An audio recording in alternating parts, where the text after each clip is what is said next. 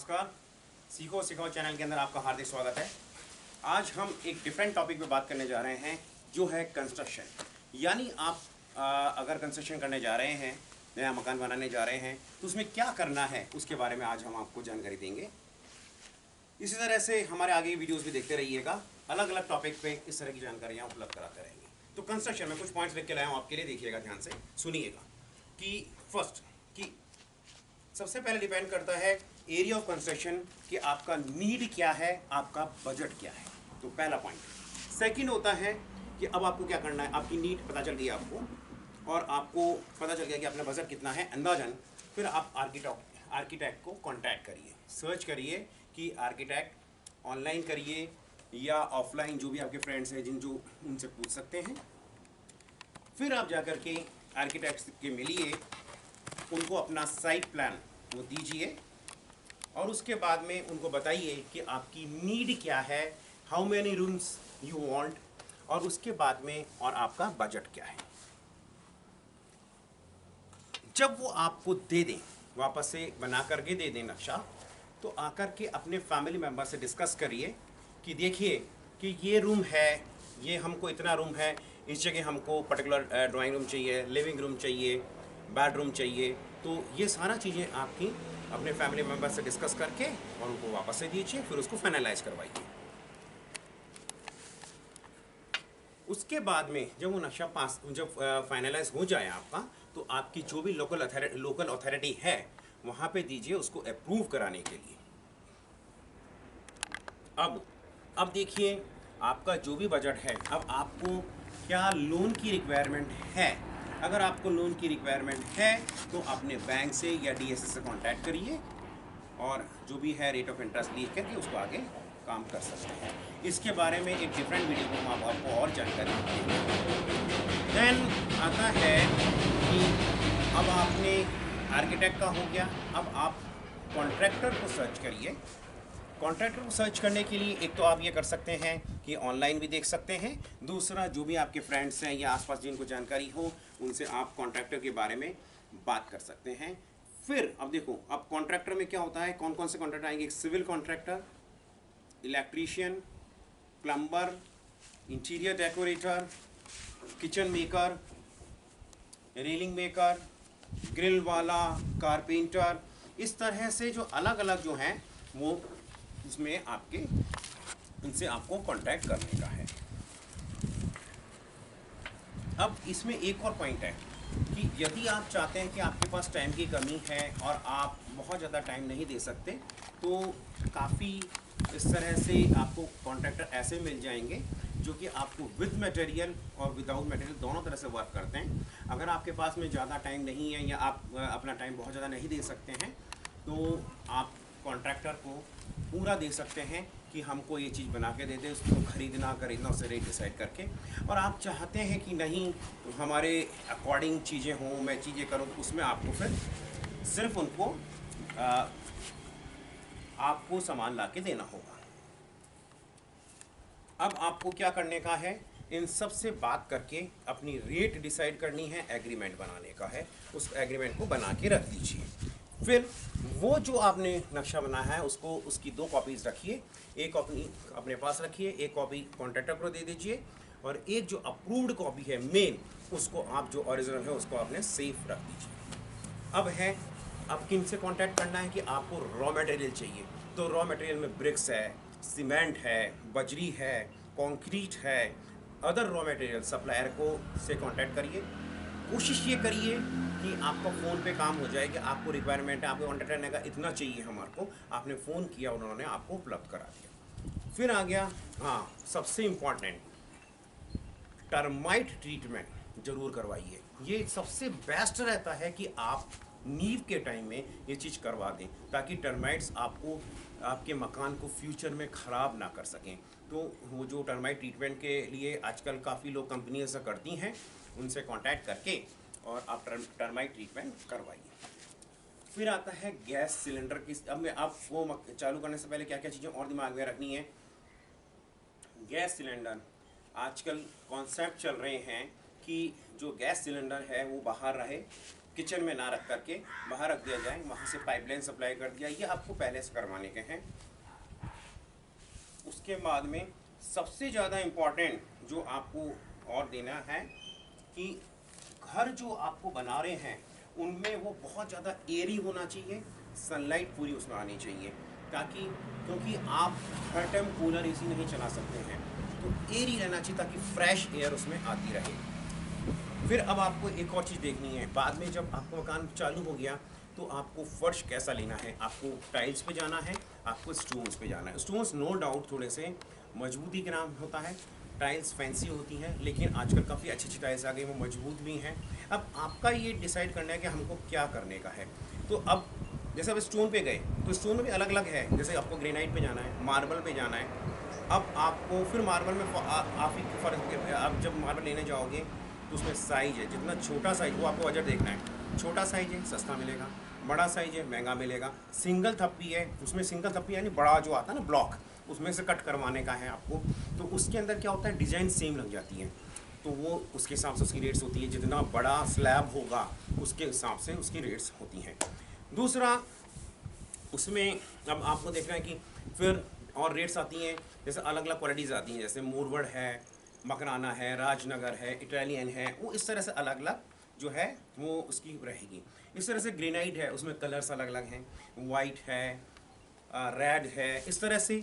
लेकिन इनमें क्या रहता है, जैसे मार्बल है उसमें फिर आपको पॉलिश, पहले उसकी ग्राइंडिंग यानी घिसाई करवानी पड़ेगी, फिर पॉलिश कराना पड़ेगा। टाइल्स में सबसे इम्पॉर्टेंट बात क्या है, ये सब कराने का झंझट नहीं रहता, वो सब मतलब एक तरह से उसमें कोई पॉलिश नहीं करानी, कुछ नहीं कराना।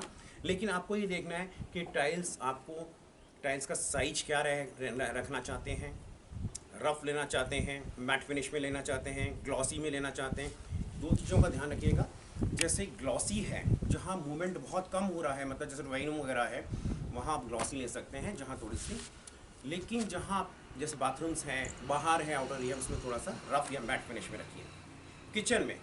किचन में आपको देखना है कि मॉड्यूलर किचन का जैसे जो ट्रेंड चल रहा है उसमें स्लैब कैसे कलर का चाहिए, डिज़ाइन क्या चाहिए, जो उसमें ये है आपको कलर कैसा चाहिए। अब आपको सेटिंग करने की आपको क्या क्या रिक्वायरमेंट है, जैसे माइक्रोवेव है, अवन है या गैस चूल्हा है। अब गैस चूल्हा भी है, देखिए अब मैं बताऊँ आपको, जो आजकल हॉब आते हैं जो बिल्कुल उसमें कट के फिट हो जाते हैं, उनमें ये रहता है कि थोड़े से वो हैंडी नहीं रहते हैं। जो नॉर्मल अपना ट्रेडिशनल गैस चूल्हा चल रहे हैं, वो गैस चूल्हा में क्या रहता है, जैसे उठाया गंदा हो गया, साफ़ करा और रख दिया। तो आजकल वैसे हॉब वाले में भी आता है कि नीचे लगा हुआ था, अगर आप लेकिन आपने कट करवा के फिट करवा दिया तो ये थोड़ी सी हल्की सी बेसिक प्रॉब्लम रहती है। ये आपको डिसाइड करना है कि आपको किस पे जाने का है, चिमनी लगाना, ये सारा चीज़ें, एग्जॉस्ट लगाना है, चिमनी लगानी है। चिमनी आजकल बहुत पावरफुल आने लगी है ताकि किसी भी तरह का स्मोक अंदर इकट्ठा ना हो। सबसे इम्पॉर्टेंट, किचन में प्रॉपर लाइट होनी चाहिए और प्रॉपर एग्जॉस्ट होना चाहिए। फिर आपको स्टेयरकेस की डिज़ाइन क्या रखनी है, रेलिंग की टाइप्स क्या रखना है। रेलिंग में अलग अलग है, आपको अब कितनी तरह की रेलिंग्स है, जैसे मैं बताऊं आपको कि बहुत सारे की रेलिंग, कलर कलर की रेलिंग, अलग अलग तरह की रेलिंग्स होती हैं। जैसे वुडन है, स्टोन वाली है, आयरन वाली है, स्टील वाली है। आपको देखना है कि आपको किस में जाने का है। अब आपने मान लो स्टील वाली पी ली, तो स्टील में सिर्फ प्योर स्टील की रॉड्स वाली आती है, उसके बाद में ग्लास वाली आती है, अलग अलग ग्लास, टफन ग्लास में डिज़ाइन देखनी होती है आपको। फिर आपको सैनिटरी वेयर पे जाने का है। सैनिटरी वेयर में आपको क्या कलर कौन सा लेना है, ब्रांड कौन सा लेना है, आपकी रिक्वायरमेंट वेस्टर्न की है, आपकी रिक्वायरमेंट इंडियन की है। फिर आपको फिर अलग अलग और आते हैं, आजकल इलेक्ट्रॉनिक भी आ गए, जैसे जो अपन कमोड काम में लेते हैं, कमोड जो है आजकल नॉर्मल ऑपरेट मैनुअल करने वाले भी आ गए हैं और कुछ इलेक्ट्रॉनिक भी आ गए हैं। तो आपको कैसा रिक्वायरमेंट है। टैप्स है, टैप्स में क्रोम फिनिश में यानी स्टील कलर में जाना है, अलग कलर में जाना है। जेट है जो कि कमोड में लगता है, वो हैंड लेकर के उसको लेना है, इनबिल्ट वाला लेने का है, वो आपको डिसाइड करने का है, क्योंकि बाद में थोड़ा मुश्किल हो जाता है, आपको पहले देखना है।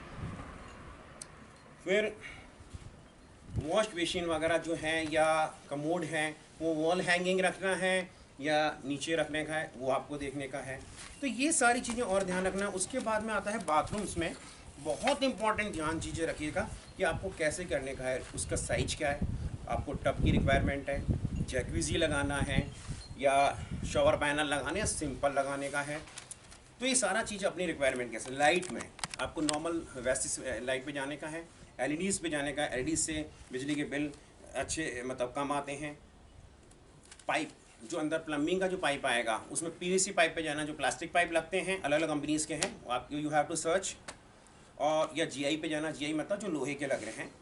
तो उसके बाद में ज़रूर से प्रेशर पाइप का जरूर चेक करिए। सबसे इंपॉर्टेंट ध्यान रखिएगा, मकान के अंदर सबसे ज़्यादा आता है वो सीलन होता है, तो सीलन नहीं आना चाहिए। तो सीलन के लिए प्लम्बिंग का काम बहुत अच्छा होना चाहिए, क्योंकि सीलन आती है तो मकान को डिस्ट्रॉय करके ख़राब कर देती है।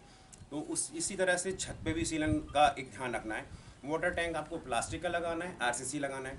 प्लास्टिक लगाओगे हैंडी रहता है, आराम से सस्ता पड़ता है। आरसीसी लंबा चलता है, ड्यूरेबल ज़्यादा रहता है, लेकिन वो एक्सपेंसिव रहता है। वाटर हार्वेस्टिंग सिस्टम, उसके बाद सबसे बेस्ट सोलर सिस्टम आप जरूर छत पे लगवाने की कोशिश करिए, जिससे कि आपका मंथली जो बिजली का बिल है काफ़ी कंट्रोल हो जाएगा। सोलर वाटर हीटर जिसमें दोनों ऑपरेटिंग सिस्टम आते हैं, वो सनलाइट से भी चलता है, और अगर जब थोड़ा सन कम है तो वैसे नॉर्मल इलेक्ट्रिसिटी से भी चलता है। मकान के अंदर स्पेस रखिए जहाँ पे इन्वर्टर या जनरेटर लगा सकें। जैसे जैसे जिसमें आपको अपने इलेक्ट्रिशियन को बोलिए कि आपको कौन से स्विच में क्या रिक्वायरमेंट है, उसके अकॉर्डिंग वो छोड़ देगा। उसके बाद में एक फिल्टर प्लांट, कहीं अगर आपके पानी में वाइटनेस जो वाइट डिपॉजिट आते हैं तो फिल्टर प्लांट्स लगते हैं, वो आप कर लिए। अगर फिर इलेक्ट्रिसिटी कनेक्शन आपको कौन सा लेना है, आपको मकान में कितनी ज़्यादा लोड बढ़ रहा है, सिंगल फेस का है, 3 फेस का चाहिए, कूलर डक्ट लगवानी है क्या आपको, क्योंकि अच्छा एक और बात, एसी जब भी लगवाते रहिए, लेकिन एसी की पाइपिंग जरूर पहले करवाइएगा ताकि तोड़ फोड़ ना हो। जैसे आपको इस सारे रूम्स में एसी की पाइपिंग करवा के रख लो, एज़ पर योर नीड आपको जब एसी लगाना लगाओ।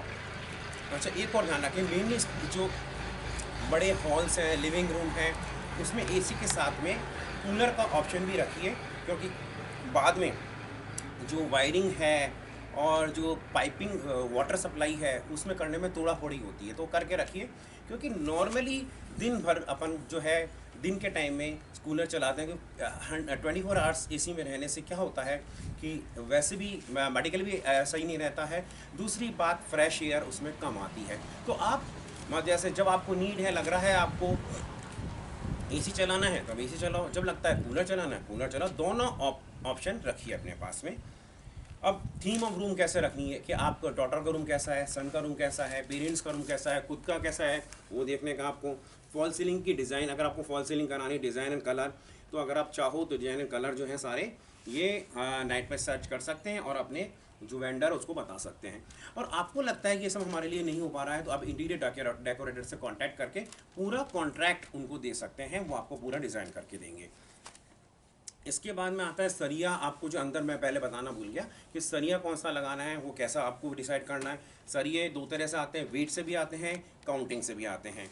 रूफ में और बाथरूम्स में वाटर प्रूफिंग का स्पेशली ध्यान रखिए।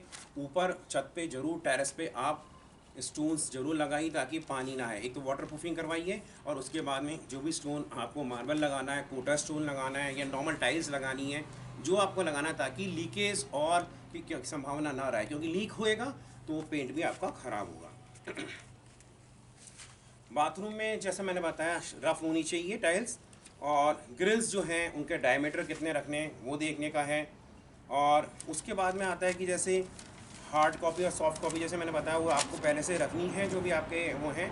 विंडोज़, एक और मैं आपको बताऊँ कि विंडोज़ जो है ना बाथरूम्स के अंदर अपर साइड में रखिएगा। जनरली अब हम गलती क्या करते हैं, लोअर साइड में रखते हैं। आप अपर साइड में रखेंगे तो उससे क्या, अच्छा अगर कोशिश करिए कि 2 विंडोज़ हों, तो अगर आपने एग्जॉस्ट भी नहीं लगाया तो क्रॉस होता रहे, तो उससे क्या होगा, अंदर जो है सफोकेशन टाइप आपको नहीं लगेगा, और अपर साइड रहेगा तो आप जैसे है कि उसके अंदर वो अच्छा रहता है।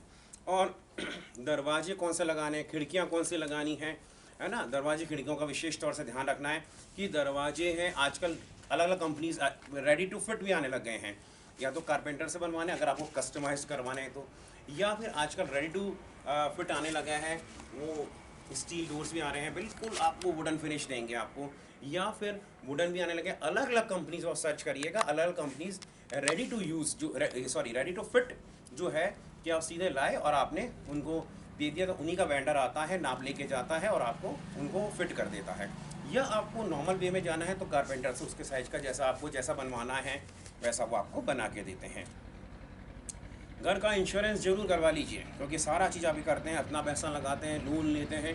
घर का इंश्योरेंस पे विशेष तौर से ध्यान रखिए, फायर सेफ्टी पे ध्यान रखिए। और अगर 2-3 मंजिल बना रहे हैं तो आप एलिवेटर्स का ऑप्शन, आजकल छोटी छोटी एलिवेटर्स के ऑप्शन आते हैं, मतलब 2 जने चले जाए, मतलब घर में जो अपन को यूज़ में होना एलिवेटर्स जो लेते हैं तो उसमें जो लिफ्ट हैं उनके छोटे ऑप्शंस आने लगे हैं, मतलब हल्की सी स्पेस के अंदर जिसमें 2 जने हैं, ये 1 जना जा सकता है, वो हो सकता है। क्योंकि अगर पेरेंट्स हैं, बुजुर्ग हैं, 2nd floor 3rd floor 4th floor, अगर आपने ऐसा कुछ बना रहे हैं तो उसी के अंदर उसको आप उसके लिए यूज़ में ले सकते हैं। स्पेशली सेफ्टी के हिसाब से आप चाहें जो ऑप्शन में है कि जो है कैमरा है, ऑटोमेशन सिस्टम है, ऑटोमेशन सिस्टम आजकल आते हैं एडवांस, वो ऑटोमेशन सिस्टम है, कैमरा है, डोर फोन है, जिसमें डोर लॉक है। डोर लॉक के अंदर जैसे आप सपोज करो 3rd फ्लोर पे आप रह रहे हैं, आपका ग्राउंड फ्लोर में कोई आ रहा है तो आप वहीं पे देख करके खोल सकते हैं। तो ये हमने एक बेसिक जानकारी आपको दी है, इसमें जो आपको अच्छा लगता है आप उसको उस हिसाब से अपना करिए और हमारे वीडियोस देखते रहिए। आगे अलग अलग टॉपिक्स पे हम आपको जानकारी देते रहेंगे। आप ज़रूर इसको शेयर कीजिए, सब्सक्राइब कीजिए। Thank you very much.